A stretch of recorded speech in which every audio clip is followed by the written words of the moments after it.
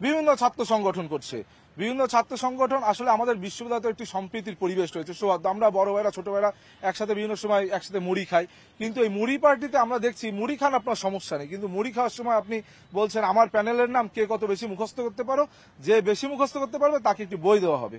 অর্থাৎ এই যে একটি প্যানেলের নাম মুখস্থ করার পায়তারা, আমি মনে করি আমরা ছাত্রদল মনোনীত যারা প্যানেল, আমাদেরকে ঢাকা বিশ্ববিদ্যালয়ের শিক্ষার্থীরা খুব ভালোভাবে চেনে, কেননা আমরা গত 5 বছর শিক্ষার্থীদের পক্ষ নিয়ে রাজপথে ফ্যাসিবাদের বিরুদ্ধে অবস্থান নিয়েছিলাম।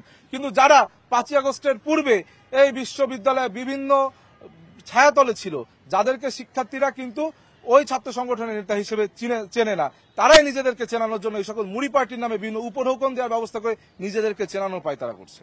না, ঢাকা বিশ্ববিদ্যালয়ে একটি সৌহার্দ্য সম্প্রীতির পরিবেশ বজায় রয়েছে। আপনি জানেন 2007 বা 8 সালে 111-কে দীর্ঘায়িত করেছিল, কিন্তু এই মহসিন হলের মাঠে সেনা বাহিনীরা ছিল, সেখানে শিক্ষার্থীদের সাথে সংঘর্ষ তৈরি হয়েছিল, সেই সংঘর্ষই কিন্তু 111-কে দীর্ঘায়িত করেছিল। সুতরাং আমার মনে হয় মাঝে মধ্যে যে এই ডাকসু নির্বাচনকে কেন্দ্র করে একটি দুরভিসন্ধিমূলকতা রয়েছে কিনা, যে জাতীয় নির্বাচনকে পেছাতে হবে, দেশে একটি অরাজক পরিবেশ তৈরি করতে হবে। আমরা মনে করি সেনাবাহিনী ডিপ্লয়ের কোনো পরিবেশ পরিস্থিতি নেই। আমরা ঢাকা বিশ্ববিদ্যালয়ের শিক্ষার্থীরা ঐক্যবদ্ধ আছি, আমরা ভোটের পক্ষে আছি এবং ডাকসু নির্বাচন একটি উৎসব মুখর পরিবেশে তৈরি হবে।